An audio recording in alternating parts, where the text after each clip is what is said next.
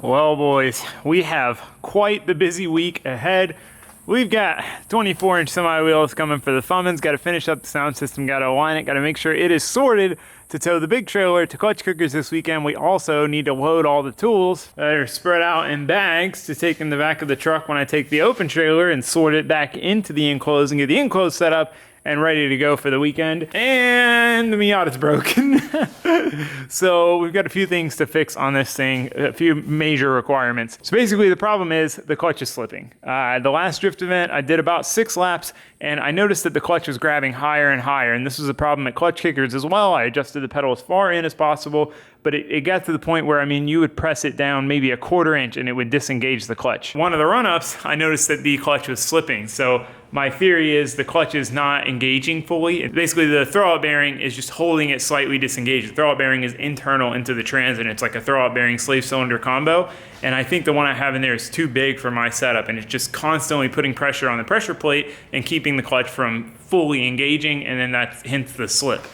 Because it is a new clutch that is rated plenty well for our power, and again, the pedal is grabbing all the way at the top. So we gotta fix that. To fix that, we gotta pull the trans out, we gotta pull that out, and we got to measure and see what kind of thickness throwout bearing setup we need. I have another one here that I ordered, and I have my old one. So hopefully between the 3 we have, one will work. If not, we'll have to order another one. On top of that, once we get that sorted, what we need to do is fix the exhaust. So we have massive exhaust leaks. The flanges that were used to come off the header originally were just this terrible material that was horrible to weld. That one cracked a while ago. I noticed this one was cracked when we did the motor swap. I welded it back up the best I could, but it's still leaking. It's all warped and cracked and split all the way around. So we're gonna replace those. We need to replace those. So we kind of got to redo like kind of the first part of the exhaust. So that's gonna be a project in and of itself. Since we're gonna be doing that though, I need to flip the car around. That way I can reach with my TIG leads over to the front of the car to tack all the stuff up on the car. So a lot to do, not a whole lot of time to do it. We need to get to it. So I'm gonna flip this thing around, get it up in the air.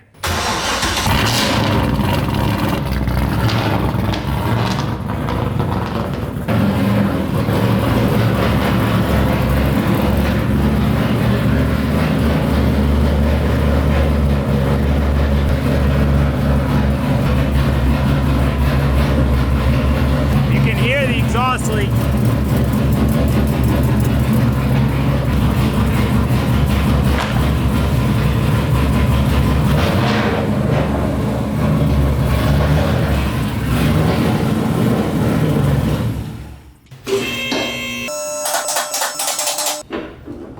So you can see where it's been re-welded, and it's like this on both sides. This side cracked at Gridlife Road, Atlanta.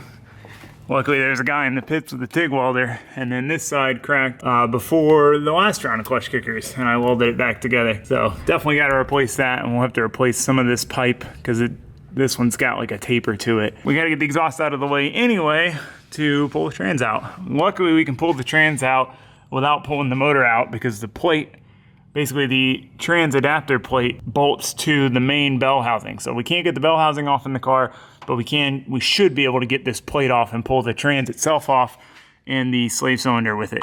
So that is the plan, Stanleys. Time to get to work.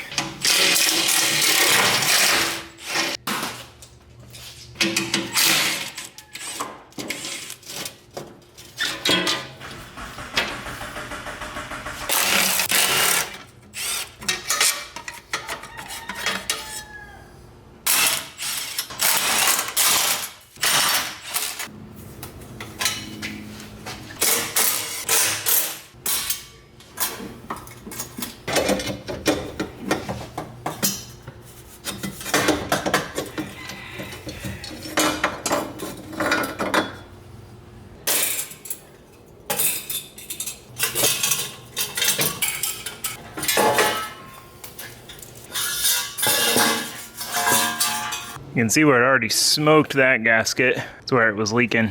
But it wasn't leaking because the gasket blew the gasket because the flange is so warped. So you can see if you'll see it, right there. Crack starts, goes all the way around to here. And the other side, pretty much the exact same thing. Cracked all the way around. So we'll handle this last as it is. I mean, it's functioning. but obviously we need to take care of it. But the most important thing is the clutch. We don't have a car without a clutch. We don't have a driving car without a clutch. So that is absolutely highest priority. So I'm gonna go ahead and get the drive shaft out, go back up top and undo the shift knob so we can pull that out. But we'll go back up top, knock some stuff out. So when it comes to draining reservoirs like this, it's not usually a great way of doing it. That fluid is already dark. So I use a bottle, something, turkey baster, suck it out. You still get some coming out when you undo the line, but it's nowhere near as bad as if you lose all of this whole reservoir out of that line.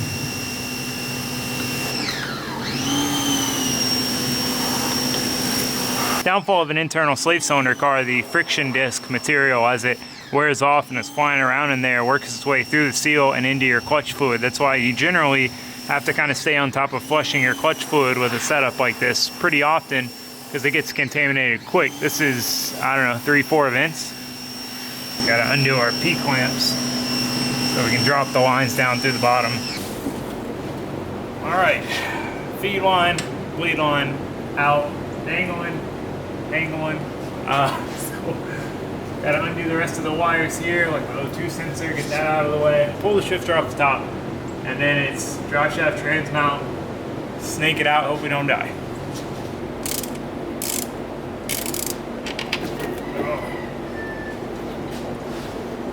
MT85 is light.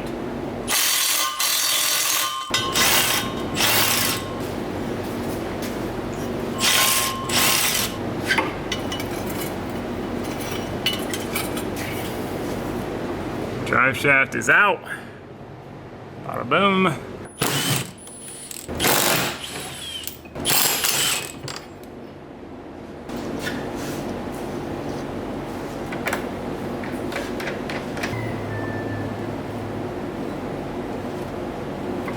All right, now we just need to get at our adapter plate bolts. So I can't get the whole trans with bell housing out.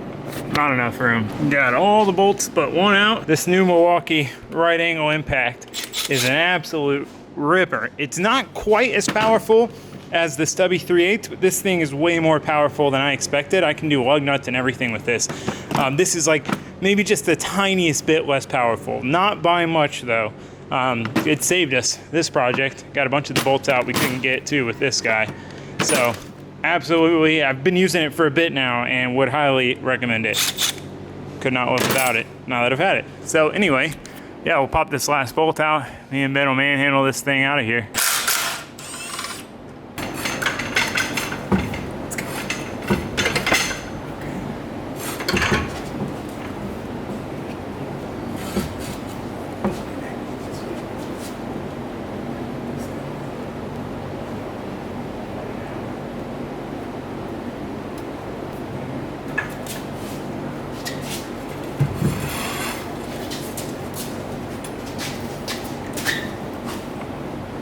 Basically, I think it needs to be shorter. So to figure that out, is what I should have done in the first place.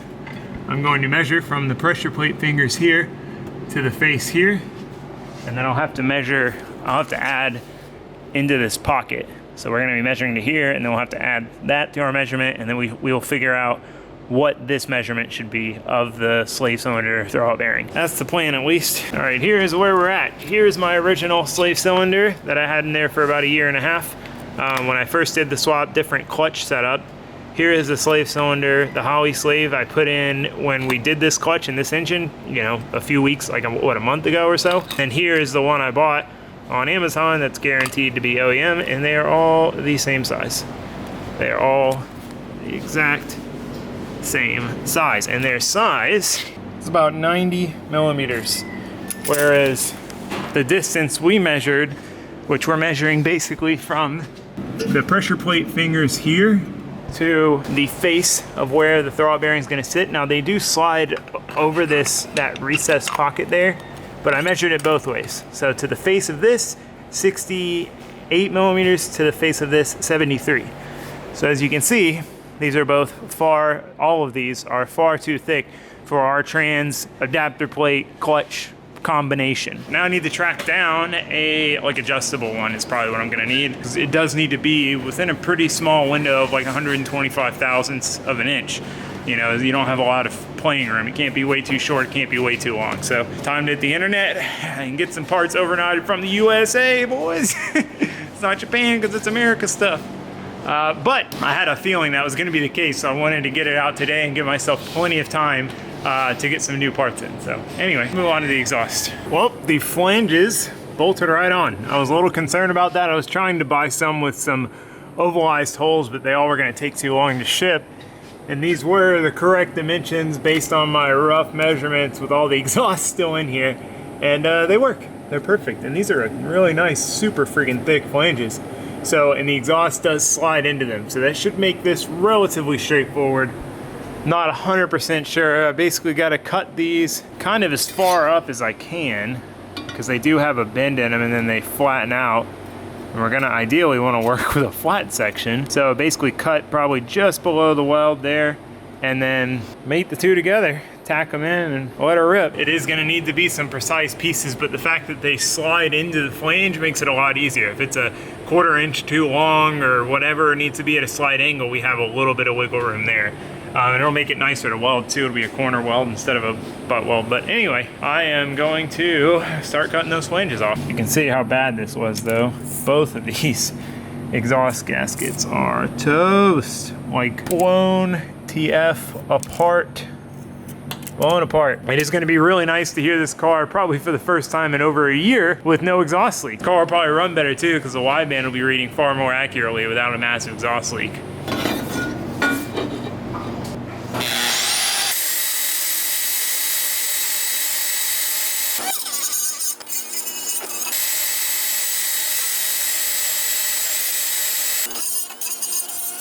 Both flanges are cut off, cleaned up. It's kind of interesting. So I had a guy build this exhaust right when I finished the car as its ending stages. This was one of the last projects. And I had been learning how to TIG, was not at all proficient at it. That's why I paid someone to do it, right? But that project, I was there for it. It really kind of like lit the fire in me to learn and get better at TIG welding, because I like to be able to do anything and everything to my vehicles myself. So anyway, kind of lit the fire, got back to it, got my head down, learned how to do it, and ever since I've made everything myself. Aluminum, stainless, whatever.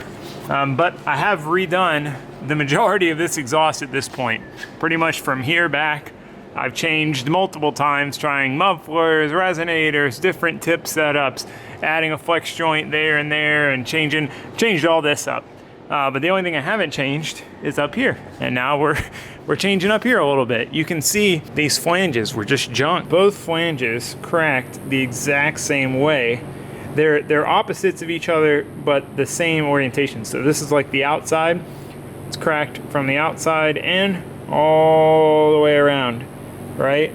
This one is the opposite. This is the outside, cracked all the way in. So these were really, really bad to weld. I remember he struggled with it. I welded the cracks back up. It was the worst material I've ever welded in my life. Yeah, so I don't know if it's just that they were that junky, that they cracked the same way, but I wonder if the exhaust, when it's bolted up, is under tension, and that was kind of pulling them apart and led to them cracking the same way.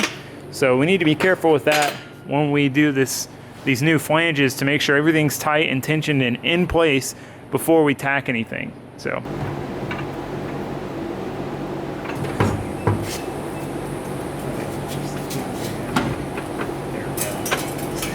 We fixed.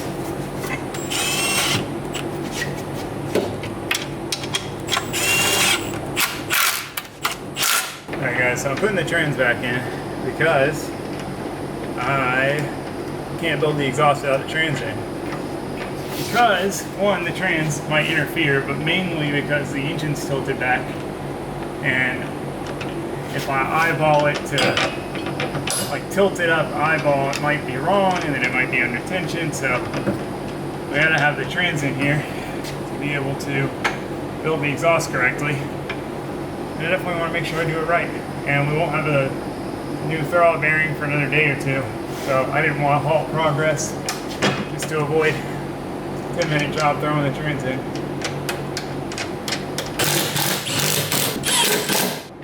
Sweet. Now we can build our exhaust.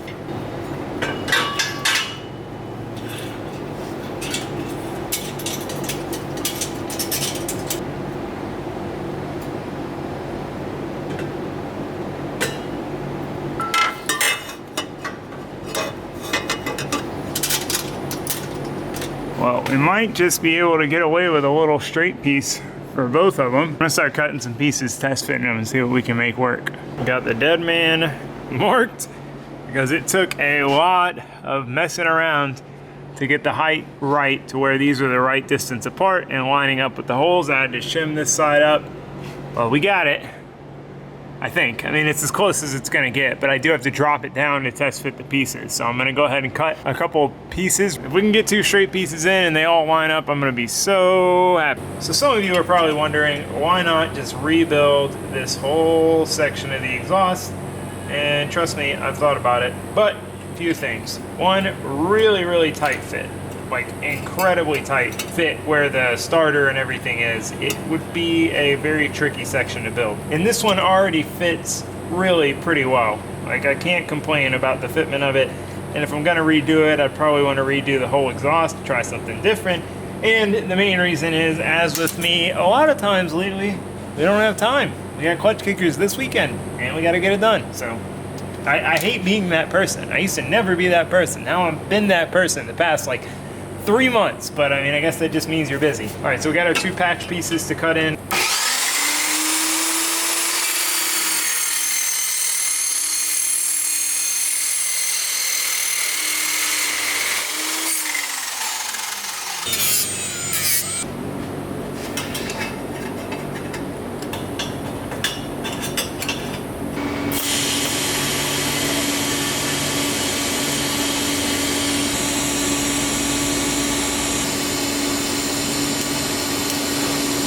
Well, with the tight confines, very difficult to get tacks on a lot of this stuff.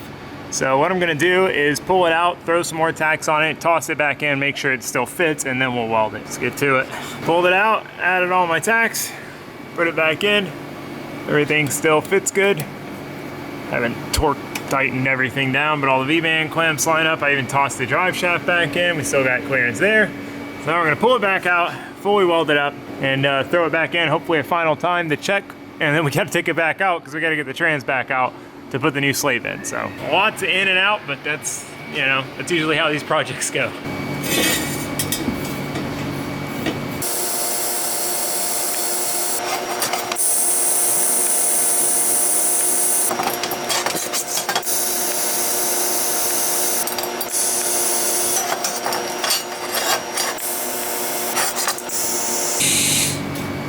All right, job done. Exhaust is back in, fully welded up, and it fits great. No clearance issues anywhere. Fits like a glove. So everything bolted up. See, nice tight fitment. I do want to hammer it in here. It's like so close to the starter. It's got like a millimeter or less. So I do want to do that, hammer that in, but you know, everywhere else it fits up. All the clamps go on easy. No fighting with them, no struggling with them. They all clip right on. Everything looks good, so sweet. I'm stoked. The welds came out pretty decent. Not too bad for just kind of cruising through it quick. It's really nice to have these big, thick flanges. Shouldn't have to worry about these warping. So really glad to have that done. It's been a big thing hanging over my head on the to-do list with this car that I wanted to get done for a while, but I was like, maybe I'll do long tubes. I don't know. Finally just, all right, let's do it. And came out decent, so cool. Another project on the to-do list is putting together another spare axle. I broke one at the Freedom Factory and had to use the one I had just rebuilt so that I had a spare again to replace it. And this is part of the one that broke. This is the tripod bearing, so this goes into this cup here. This is the inboard CV, and basically it broke, and when it broke, it was able to slide up and down the shaft, and it also toasted the spines on the shaft. So we've got a new shaft, reusing the outboard, and then we've got a new tripod bearing. The inboard looks good. So we're just gonna put it all back together with the parts that we have a spare axle again. So we've got the outer end on the new shaft with Redline CV grease. It is important that you use CV grease from what I understand. I didn't in my first axles. They lasted a good while, but I'm pretty sure you're supposed to use CV grease because it's a high pressure grease. But yeah, anyway, we got that one on. So now we need to slide this boot on, then our outer boot on. Then we can put our tripod bearing on, which will go here. Lock ring on the outside of that, and then our outer CV will just slide in. I've got it cleaned out. I'm going to clean it out a little more. It's got some nicks and scratches, but I think she'll be all right. Tripod bearing is on, boots are on. Grease this all up, the inner joint, the tripod, the boot. Put it on, bandit. Done. Got our spare axle built. Aside from the clamps on this end, I need to get some more clamps. I didn't have enough clamps to do that end, but we got that side all clamped up, ready to go. I got the exhaust back off, got the trans back out. So we got our adjustable throwout bearing. This is a Tilton one. We should be right towards the middle of its adjustment range, but as you can see, the base is threaded, the inside of this is threaded, so you can spin it and get the height set correctly, and then it has these little pins to pin it in position once you've got the height set.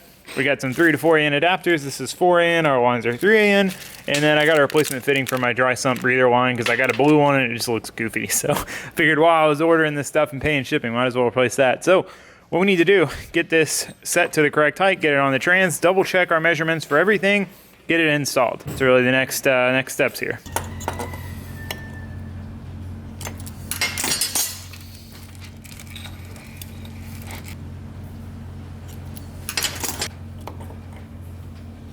All right, got her set. Got to put it on the trans and figure out which of these set screw holes we need to pin it into.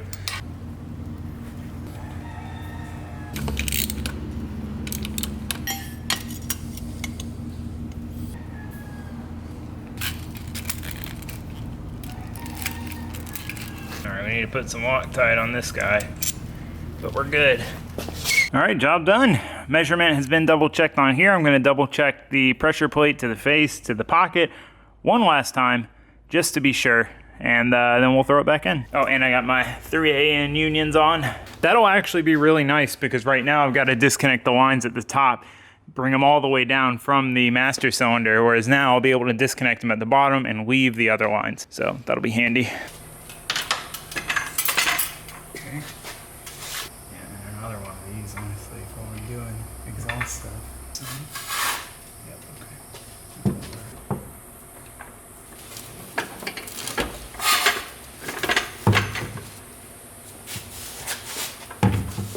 okay. The back's got to come down a smidge too. Okay.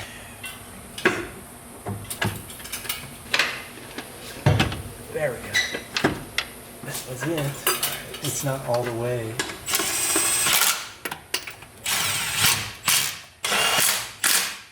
Alrighty. Not bad.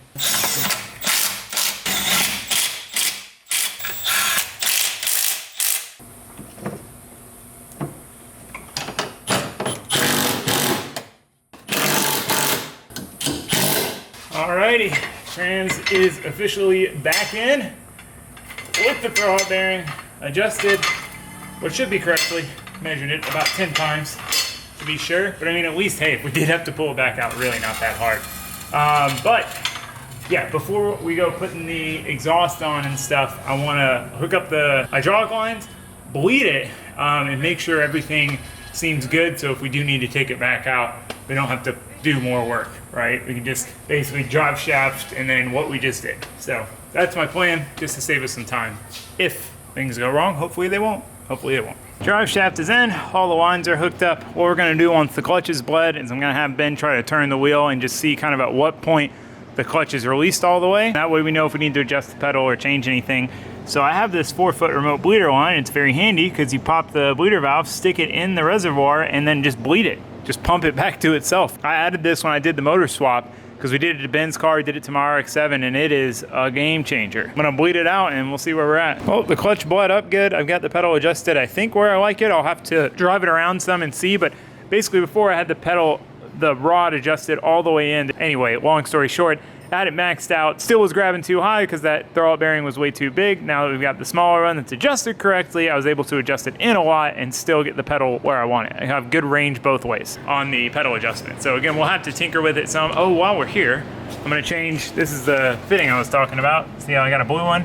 That's why I got a black one, so it matches. I'm gonna change that real quick. Oh, it's the little things, all matching now. So I'm gonna lift it back up.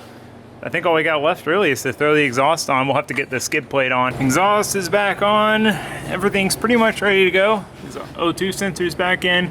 I just need to fill the trans with fluid, drop it on the ground, tidy up the stuff on the inside, get the shifter back in and stuff, and then we'll start it up, see where the clutch grabs, see how it sounds with hopefully no exhaust leaks. Exciting stuff.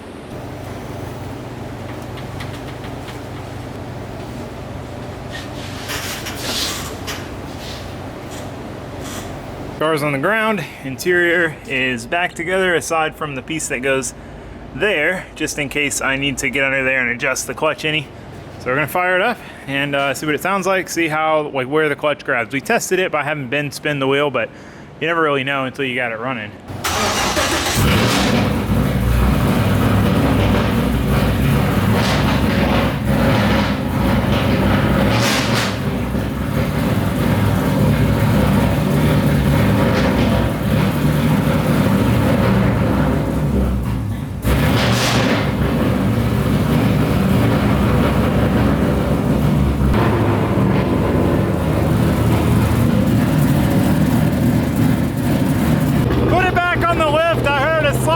In the front right bolt wasn't quite tight enough. Now